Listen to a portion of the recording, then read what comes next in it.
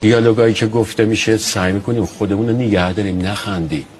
خب که اگه بخندیم خب مثل اون دیالوگ میره تماشاگر بله. نمیخنده بله، و همین نخندیدن ها باعث میشه که ما اغلب این بازیگرای طنز اینجورندا افسرده میشن و اگه هم ما یه وقت خنده ای میکنیم خنده تصنعیه.